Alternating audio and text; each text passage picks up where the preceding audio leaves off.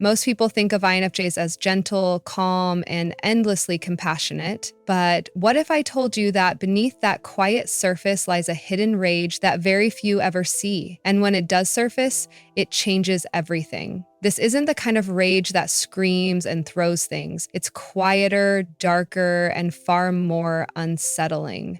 In today's video, we're going to dive into the hidden rage of INFJs, where it comes from, how it builds, and why it's so dangerous when finally unleashed. Stick around, because what you'll discover will completely change the way you see the INFJ personality. Before we dive in, make sure you subscribe to Brainy and turn on the bell, because this is where we unpack the deepest truths about INFJs that most people never dare to talk about. 1. Bottled up sensitivity. INFJs are some of the most emotionally aware individuals you'll ever meet. They feel everything on a deeper level, often picking up on subtle tones, hidden frustrations, or unspoken words that most people overlook. But here's the catch. Instead of reacting immediately, they tend to bottle those emotions inside. This is partly because they want to keep the peace, partly because they don't want to burden others, and partly because they feel misunderstood when they try to express their depth. Over time, this sensitivity becomes like a glass filling drop by drop. A casual, dismissive comment, an insensitive joke, or someone ignoring their boundaries may not cause an explosion right away, but the INFJ remembers. They replay these moments, process them quietly, and file them away in their inner world. To the outside observer, it looks like nothing is wrong. The INFJ smiles, nods, and carries on as if unaffected. Inside, however, their emotional container is reaching its limit.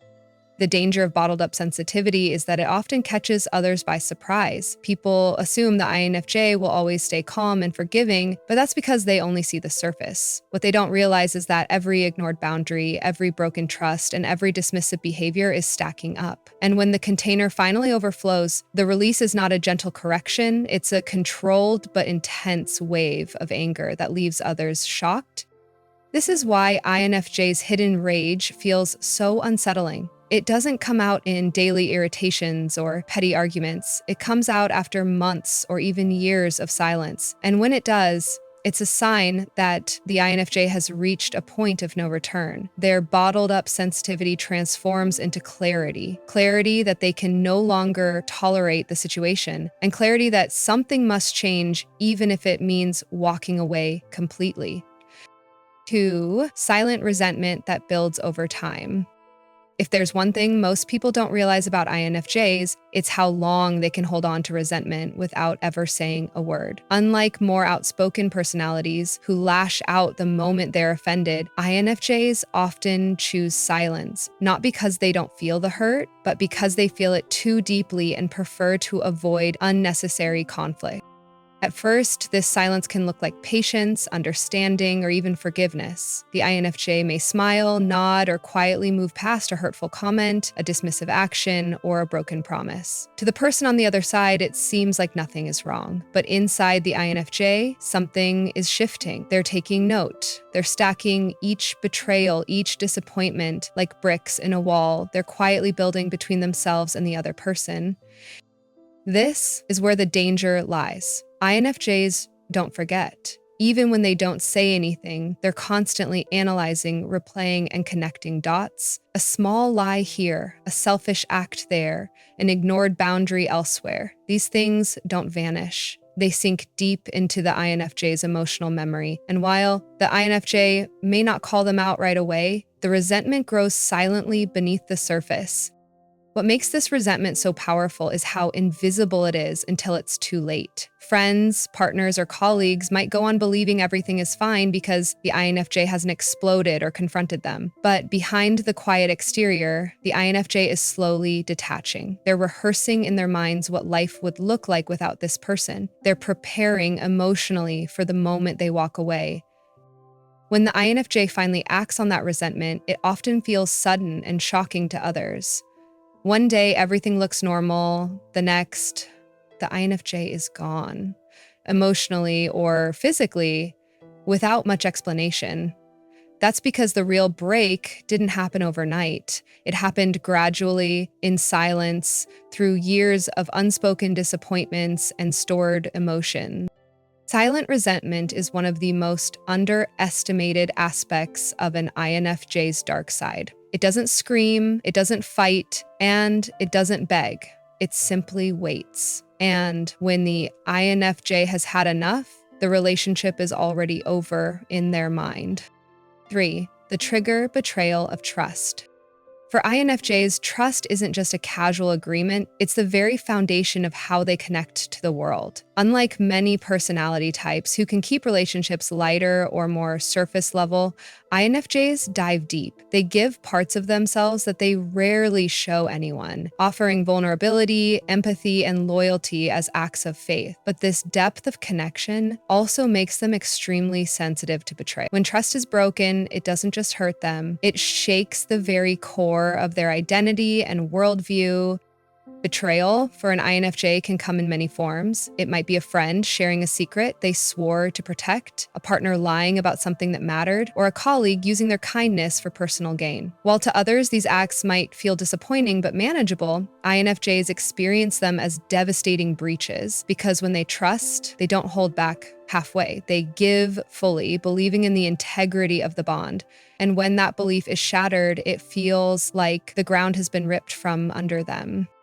What makes betrayal so triggering for INFJs is the depth of meaning they attach to relationships. To them, trust isn't about convenience, it's sacred. When someone violates it, the INFJ doesn't just feel anger or sadness, they feel as if their intuition failed, as if they misread someone completely. This creates a ripple effect of self-doubt. They might replay every interaction, asking themselves how they missed the signs, why they ignored their instincts, or whether they should trust anyone again. In these moments, INFJs often retreat into themselves. They go silent, withdraw from social circles, and process the betrayal in solitude. Outwardly, it might look like cold detachment, but inside it's a storm of disappointment, pain, and reevaluation. They might still appear calm, but their mind is racing, cataloging every detail, every red flag, and every pattern they overlooked.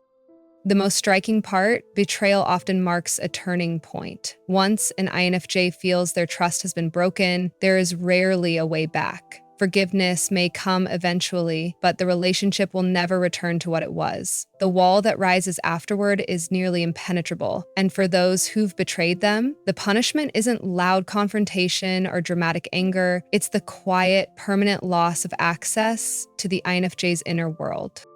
4. Manipulative empathy.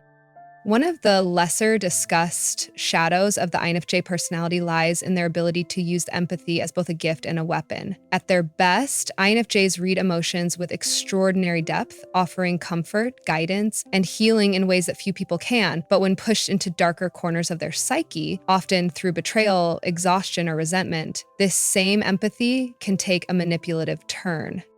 Because they intuitively understand what others feel, INFJs can easily identify weaknesses, insecurities, or unspoken needs. Most of the time, they use this awareness compassionately, helping people feel seen and understood. Yet, when wounded or defensive, they might flip this skill into a subtle form of control. For example, instead of expressing anger directly, they might phrase their disapproval in a way that makes the other person feel guilty or ashamed.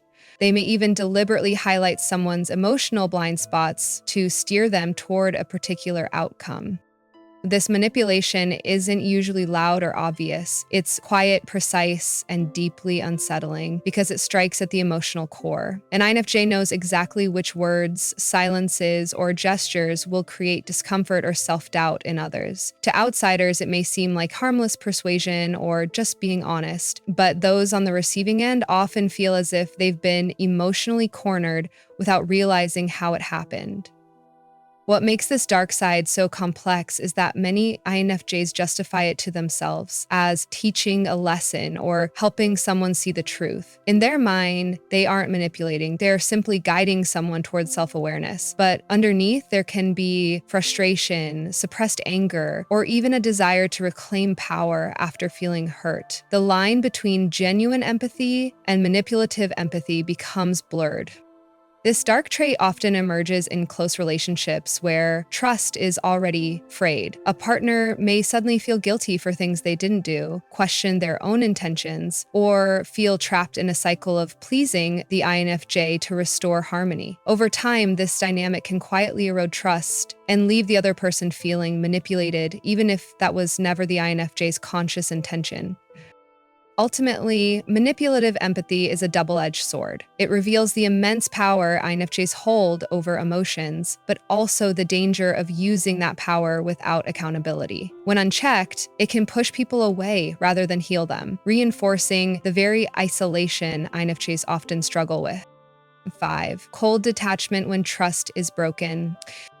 For INFJs, trust is the foundation of every relationship. They don't give it lightly, and when they do, it's with the full force of their loyalty, empathy, and presence. But once that trust is broken, something inside them changes permanently. Instead of exploding in anger or seeking revenge, INFJs often take the path most people don't expect: cold detachment. It's a quiet but final response that feels more devastating than any outburst could ever be. When an INFJ detaches, it isn't about indifference, it's about self-preservation. They've already given so much of themselves to the connection that continuing to engage would only reopen wounds. So they retreat into an emotional silence that outsiders often interpret as cold or heartless. In reality, it's not a lack of feeling, it's too much feeling, controlled and locked away behind walls they build to protect themselves. This detachment feels like a switch has been flipped. One day they are fully invested, present, and caring, and the next they are gone emotionally, even if they're still physically around. To the person on the receiving end, this sudden distance is shocking. They may expect arguments, second chances, or emotional explanations, but none come. Instead, they are met with silence, reduced interaction, and an invisible wall that seems impossible to cross. What most don't realize is that INFJs have already been processing the betrayal for a long time. By the time they detach, the decision to step back is not impulsive. It's the end result of observing, overthinking, and reaching a breaking point where they can no longer justify staying emotionally involved. Cold detachment is not meant to punish, it's meant to heal. It allows the INFJ to regain balance, to stop the bleeding of their empathy, and to remind themselves that their energy is too valuable to waste on someone who shattered their trust. This is why reconciliation is so rare once an INFJ reaches this stage. Even if forgiveness happens, the bond never returns to its original depth. For them, the line has already been crossed, and going back would mean betraying themselves. In many ways, their cold detachment is their ultimate act of strength. It communicates without words: I care deeply, but I refuse to let you break me twice. And for those who experience it, the silence is often more painful than any confrontation could ever be. 6. The psychological edge. One of the most striking dark sides of INFJs is their ability to wield psychology almost effortlessly, often without even realizing how sharp their edge can be. Unlike most people who interact at surface level, INFJs instinctively dive deeper into human behavior. They're constantly observing, instantly taking tone of voice, body language, word choice, inconsistencies, and piecing together what those details mean. This gives them a natural psychological edge that can feel both powerful and unsettling. On the positive side, this ability allows them to understand and help others in ways most can't. They can sense what someone needs to hear, when to step in, and how to offer support with uncanny precision. But here's where the shadow side emerges. That same insight can be weaponized, intentionally or unintentionally. An INFJ who feels hurt, cornered, or betrayed knows exactly what to say or withhold to hit the deepest nerve. Unlike overtly aggressive personalities, they don't need to raise their voice or argue loudly. Their silence, carefully chosen words, or even the way they mirror back your flaws can feel devastating. What makes this so disarming is that ENFJs don't usually show their hand. You may never realize how much they've already figured out about you until it's too late. They can anticipate your reactions, see through your defenses, and dismantle manipulative tactics before you even realize they've been exposed. It's not always malicious, often it's protective, but it gives them an advantage that can make others feel powerless or unnerved. This psychological edge also creates a double standard in their lives. On one hand, people admire their depth and insight, often seeking them out for advice or validation. On the other, the same qualities can make others fear them. There's a subtle awareness that INFJs are seeing too much, reading between lines you thought were invisible, and holding truths you might not be ready to face. That awareness makes people cautious around them, sometimes even defensive. The truth is, this edge isn't about dominance, it's about survival. INFJs develop it because they've had to navigate life as sensitive observers in a noisy, often insensitive world. Yet, when misunderstood or pushed to their limits, this ability becomes their sharpest blade. It's the quiet, invisible power that ensures no one can easily manipulate them. And it's why, for many, being on the wrong side of an INFJ's psychology feels less like a conflict and more like being dismantled without ever knowing how it happened. 7. The guilt that follows.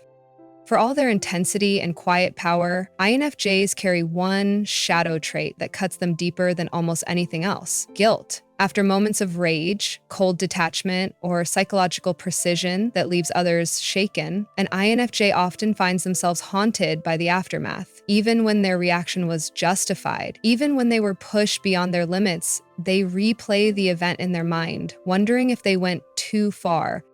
Unlike many personalities who can simply brush off conflict, INFJs can't. Their empathy, even when weaponized in moments of anger, doesn't disappear afterward. It comes back stronger, wrapping them in waves of second-guessing and self-blame. They ask themselves, did I hurt them more than I should have? Did I cross a line? Did I become the very thing I despise? This cycle can turn an act of justified boundary setting into an inner storm of shame. What makes this guilt so exhausting is the duality inside the INFJ. On one hand, they know their withdrawal, silence, or harsh honesty was necessary to protect themselves. On the other, their heart aches at the thought of causing pain, even to those who may have deserved it. This contradiction is part of what makes the INFJ shadow so complex. Their rage is rare but devastating, and afterward, they wrestle with whether they've betrayed their own values of kindness and compassion. Over time, this guilt can weigh heavily, leading INFJs to retreat further into themselves. Some even apologize for actions that were entirely reasonable just to ease the discomfort they feel. Others, however, transform this guilt into growth. They learn to balance empathy with boundaries, to accept that self-preservation doesn't make them cruel, and to recognize that not every hurt is their responsibility to fix. In many ways, this guilt is proof of how deeply INFJs care, even at their darkest. But it's also a burden that keeps them from fully embracing the necessity of their own anger. And until they learn that protecting themselves is not the same as harming others, this guilt will always shadow them after moments of conflict. 8. The silent aftermath. When an INFJ finally unleashes their hidden rage, the most chilling part often comes after the storm, the silent aftermath. Unlike other personalities who might yell, vent, or argue until emotions are drained, INFJs rarely leave their anger messy or open-ended. Once they've made their move, whether it's walking away, cutting off communication, or delivering a cold truth with surgical precision, they retreat into silence. And that silence speaks louder than any words ever could. For those on the receiving end, this aftermath is unsettling. Suddenly, the warmth, empathy, and emotional presence that once defined the INFJ vanish without explanation. There are no follow-up conversations, no dramatic reconciliations, and no visible attempts at closure. Instead, there's a void. The person who once gave so much of themselves emotionally now feels like a stranger. This sharp contrast leaves others reeling, confused, and often desperate to repair what feels irreparably broken. But for INFJs, the silence is not about punishment, it's about survival. After the explosion of suppressed feelings, they retreat inward to process everything. They need space to rebuild their inner balance, reflect on what happened, and decide whether the relationship or situation is worth salvaging at all. And in many cases, they've already made the decision. Once trust is broken and the rage released, there's rarely a way back. This aftermath is also when guilt and doubt creep in, creating a storm inside the INFJ. They replay conversations, overanalyze their reactions, and sometimes wonder if they were too harsh. Yet outwardly, they remain quiet, maintaining a distance that often signals finality. The silence becomes both their shield and their weapon, protecting them from further hurt while leaving others to wrestle with the weight of their absence. In the end, the silent aftermath is what makes INFJ rage so unforgettable. It's not the explosion itself that lingers, but the emptiness that follows. People don't just remember what the INFJ said or did, they remember how it felt to lose their presence. And that absence, that sudden cold distance, often teaches a harsher lesson than any confrontation ever could. If you've ever felt the weight of an INFJ's silence, you know it leaves a mark far deeper than words. That's the hidden power people rarely talk about. But here's what I want to ask you. Have you ever been on the receiving end of an INFJ's quiet rage, or have you been the one who had to walk away? Share your story in the comments. You'd be surprised how many people will relate.